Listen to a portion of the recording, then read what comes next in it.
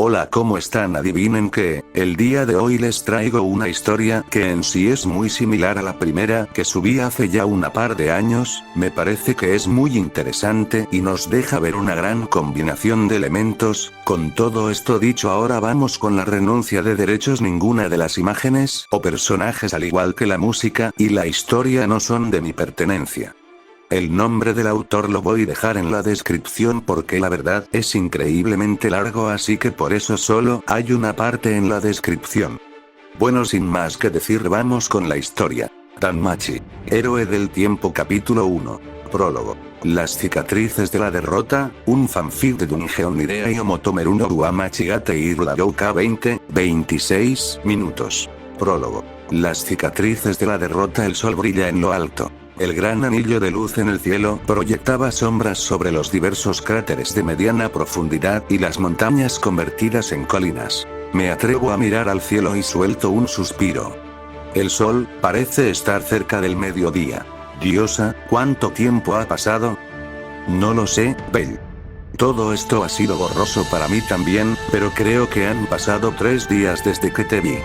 Tanto tiempo, es bastante sorprendente. Parece que ha pasado una semana, por lo menos. Imagino que era difícil mantener la noción del tiempo allí abajo. Sí que lo era.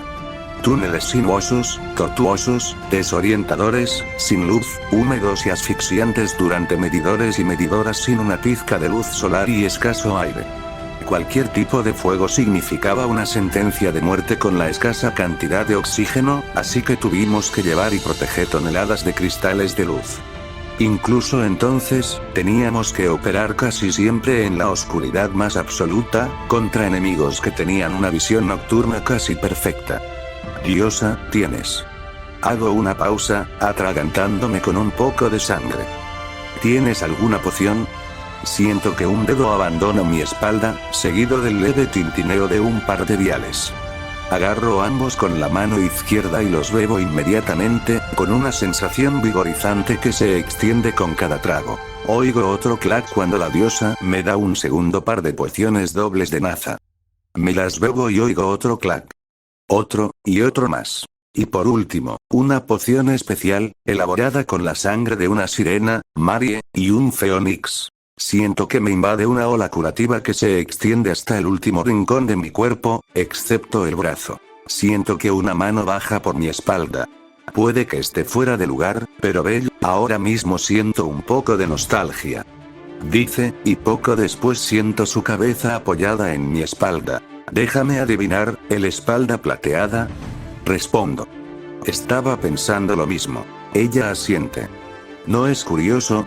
Ese mono no es nada comparado con lo que estás afrontando ahora, y sin embargo, vuelve a mí con fuerza. Tal vez sea porque estás aquí, diosa. Digo, recordando aquel día tan luminoso y soleado como hoy. Demasiado cerca del campo de batalla, demasiado cerca de un monstruo mucho más fuerte que yo, demasiado cerca de la muerte, sobre todo para mi gusto. Su mano me rodea el cuello y me acaricia la mejilla. Volví porque intentabas ser un héroe, Bell, intentabas salvarme, y ahora a todos los demás, sin pensar en ti mismo. Sus dedos abandonan mi mejilla y se deslizan hasta mi hombro, sintiendo su suave tacto sobre las cicatrices de mis quemaduras. Traza una línea de sangre seca hasta el hombro, luego el codo y se detiene. No hay nada más que bajar. Diosa. Digo con toda la fuerza de que soy capaz. La única respuesta que obtengo es un repentino y tembloroso abrazo por la espalda, seguido de la sensación de lágrimas fluyendo por mi espalda. Bell, eres increíble. Eres una niña maravillosa. Mi mayor bendición desde que vine a Genkai. Desata una de sus cintas azules, raspa un poco el polvo y la suciedad manchados, y la utiliza para atar un pequeño lazo a mi cinturón. Siento no poder hacer más por ti. Todo lo que puedo hacer es darte pociones y garabatear palabras en tu espalda. Me pasa los brazos por debajo del hombro y me empuja hacia arriba, lo que, a pesar de la escasa fuerza de su caparazón mortal, me levanta de las rodillas. Y darte un lugar al que volver. Finalmente, me da una palmada en la espalda. Has conseguido la habilidad. Vea por ese lagarto grande y desmesurado, Bell. Asiento con la cabeza. Gracias, diosa. Me agacho y recojo el cuchillo de Estia del suelo.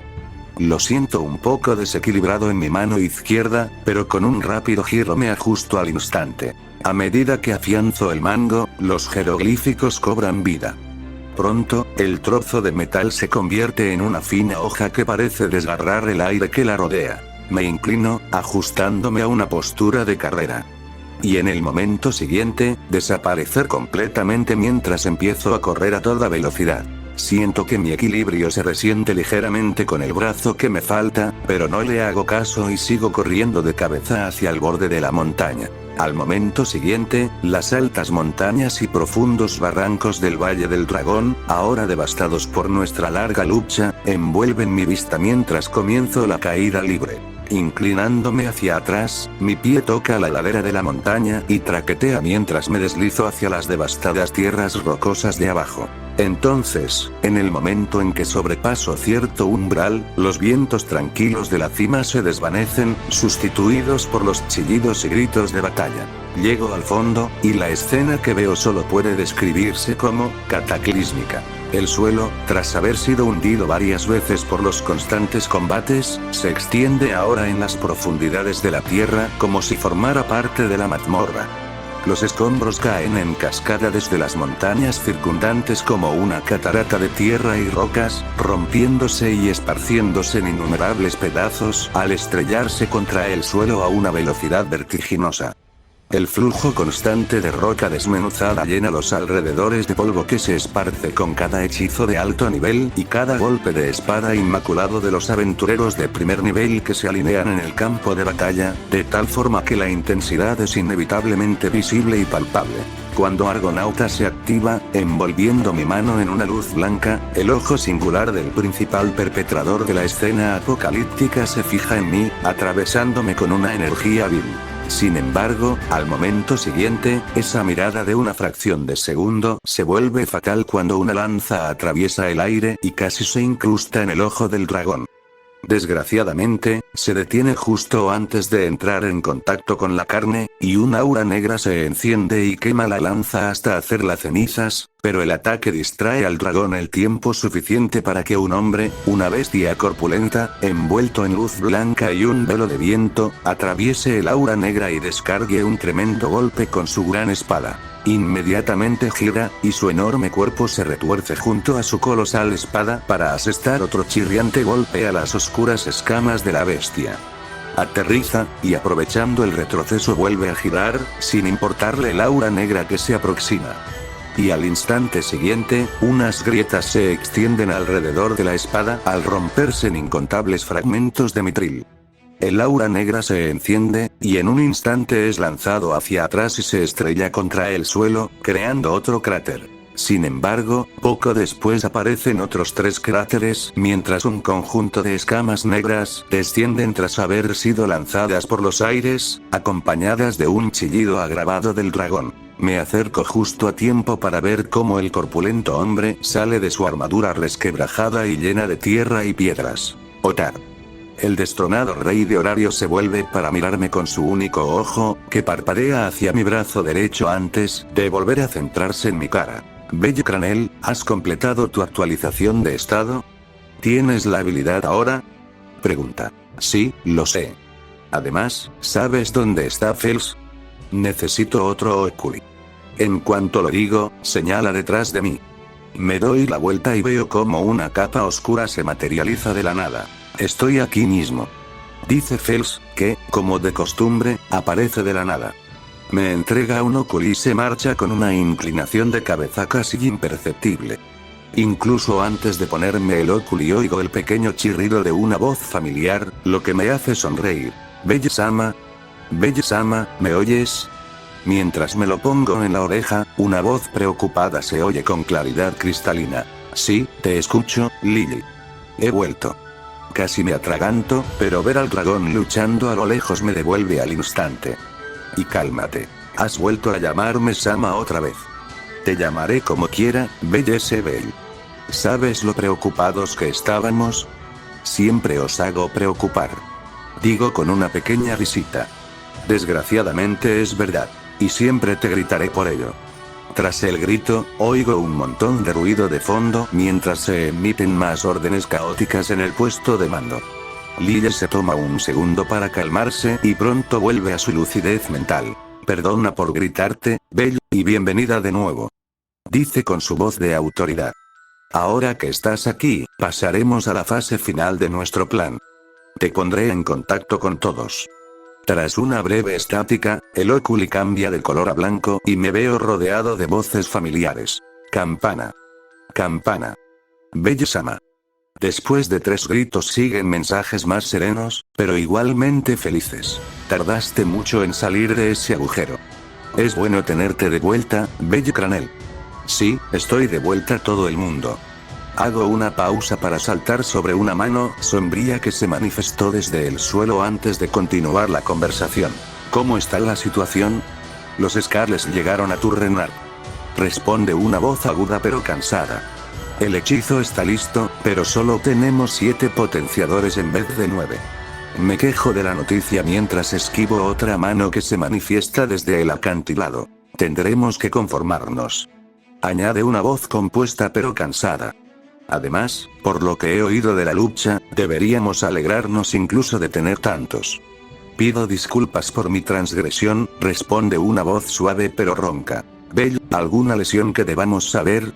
Pregunta una voz suave pero áspera. He perdido mi mano derecha. Responde una voz cansada, rasposa y fatigada, pero también esperanzada y decidida. La mía. Todavía puedo blandir el cuchillo con la izquierda, pero seré más vulnerable cuando nos acerquemos. Tampoco tengo más sangre de Marie. Artillería extra, entonces. Notas Lille con un borde extra en su voz. Contactaré con los magos. Todos, necesitaré que retrocedan y se reúnan con las unidades de recuperación que estoy a punto de decirles.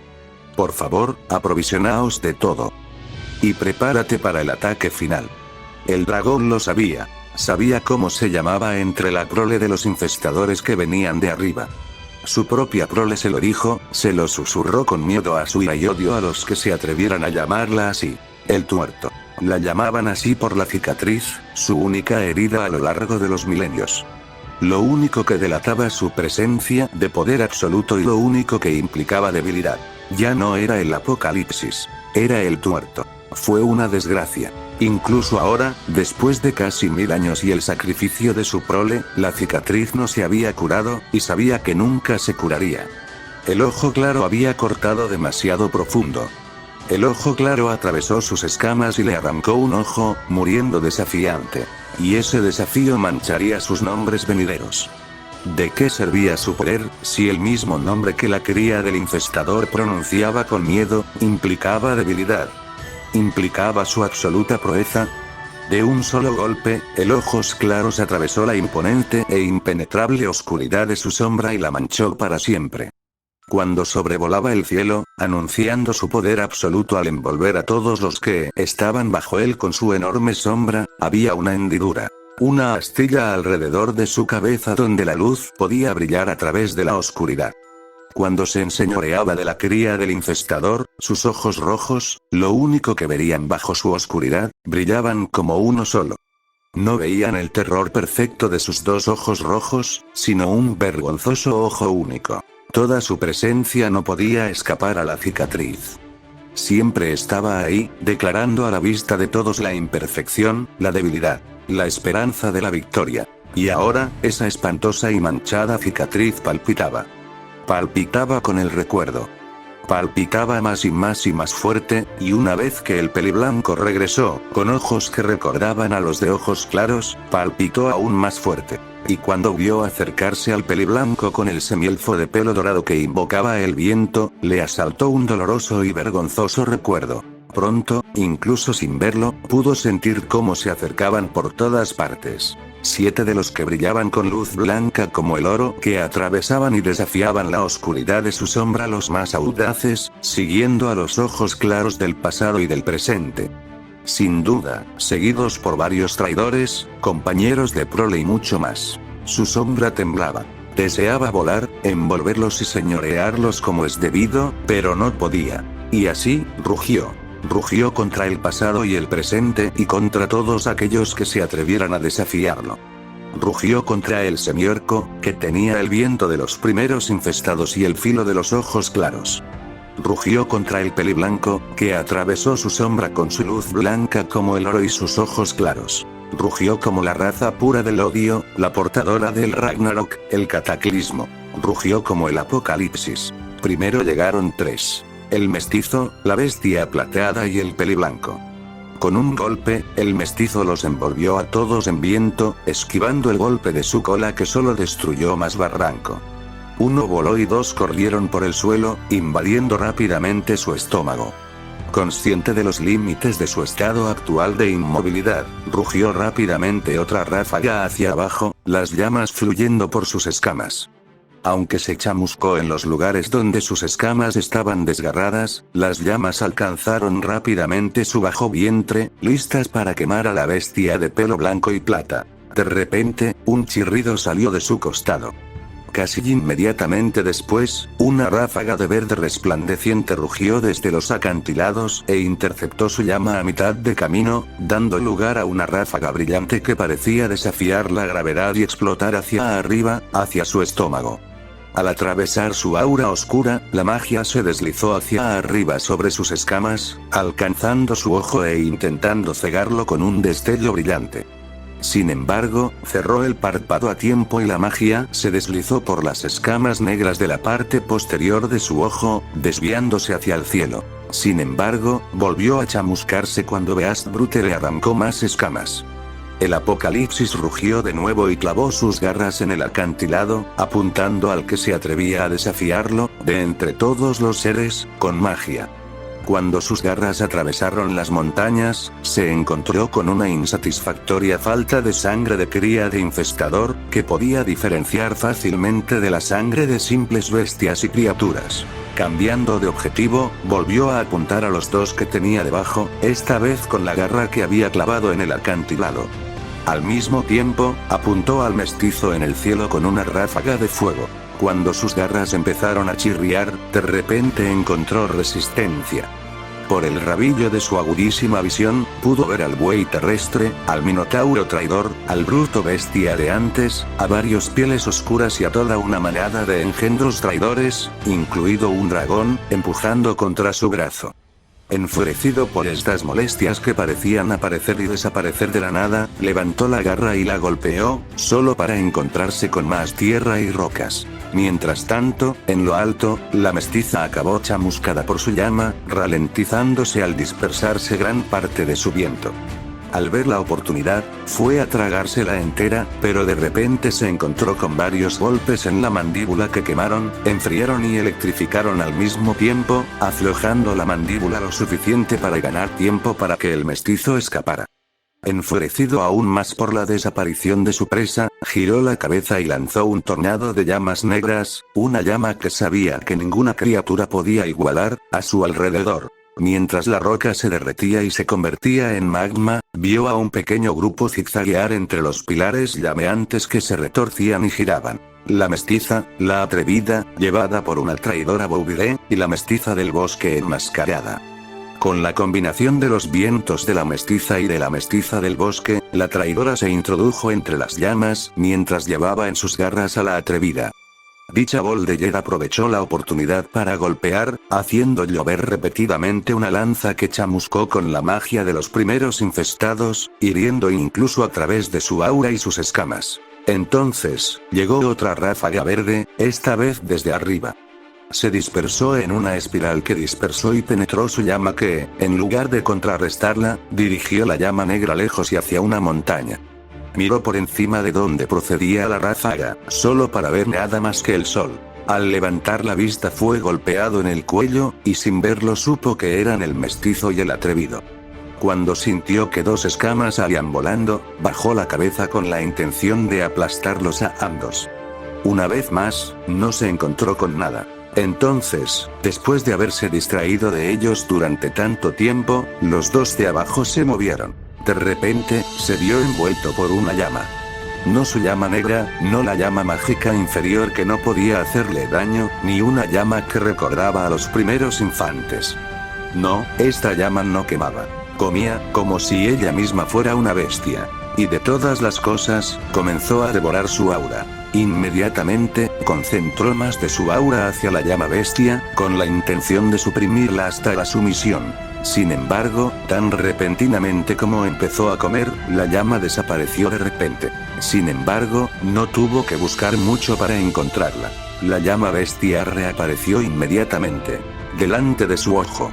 Con la bestia plateada en su centro, la llama bestia devoró rápidamente el aura cercana a su ojo, ya debilitada por enfocarlas hacia su estómago. Intentó torcer el cuello y golpear con la cara a la bestia. Antes de que pudiera, sin embargo, la bestia plateada penetró en su aura y se agarró a su ojo. El apocalipsis cerró inmediatamente el ojo y empezó a azotarle la cara, clavándola en las rocas cercanas. Sin embargo, la bestia seguía aguantando, y pronto empezó a arañarle las escamas del párpado, ya mermadas por los continuos combates. Entonces, una vez más, apareciendo de la nada, mientras los ojos del apocalipsis estaban cerrados, un grupo entero apareció ante sus ojos, aquellos a los que el tuerto llamaría los mestizos de madera enmascarados, los mestizos de tierra, los ojos atrevidos, la bestia bruta, la bestia traidora, los mestizos y los de pelo blanco, siendo los incapaces de volar llevados por más traidores. Todos empezaron a golpear las escamas del párpado, desatando una fuerza bruta como el dragón nunca había conocido por parte de la Infester Brood. Mientras sus escamas empezaban a volar, una a una, y sus ataques invadían rápidamente la carne, su cicatriz palpitaba como si la llamara, gritando que era hora de morir. Rugió con desafío y fuerza, recuperando toda el aura que rodeaba su cuerpo, y concentrando la oscuridad alrededor de su ojo, intentando desesperadamente apagar las luces que ahora atravesaban la carne de su párpado. La llama de la bestia empezó a combatir y a devorar el aura invasora, apoyada por el viento del mestizo y otras fuentes de la magia del primer infestador. Cuando una luz comenzó a atravesar la oscuridad de su ojo cerrado, invocó la desesperación que nunca había conocido en toda su vida y rugió con más fuerza, fortaleciendo el aura con un segundo viento para empujar contra la llama bestia. Pronto, el aura se retorció, apuntando directamente a la bestia plateada, como si supiera que él era la fuente. Inmediatamente, la bestia bruta y la bestia de tierra acudieron en su defensa, lo que, con la ayuda del viento del mestizo, les permitió contener el aura negra potenciada. El aura volvió a intentarlo, esta vez tratando de atravesar al mestizo en el corazón. Sin embargo, fue detenida una vez más, esta vez por el minotauro traidor, la mestiza del bosque enmascarada y el ojo atrevido. Como el aura no lograba eliminar las amenazas que se aferraban a su ojo, llegó a la verdadera desesperación. Finalmente, Tuerto levantó sus garras de los escombros y se preparó para arrojar más de su orgullo. Cuando la luz invasora se hizo más brillante y más armas brillantes atravesaron su párpado, levantó su garra y la golpeó contra su propia cara. Primero, el dragón rugió de dolor cuando sus propias garras le arrancaron varias escamas y crearon una enorme cicatriz, derramando sangre por todo el barranco. Entonces, los Infester Brood gritaron, mientras muchos de los suyos empezaban a caer al suelo, ensangrentados y algunos ya muertos. El dragón se deleitó cuando el peso sobre su ojo disminuyó y las diversas cuchillas de su ojo empezaron a dejar de moverse, a desprenderse o a desmoronarse de su aura. Se reveló cuando las luces penetrantes que lo invadían se desvanecieron y se desmoronaron, y su visión se asentó en una cómoda oscuridad.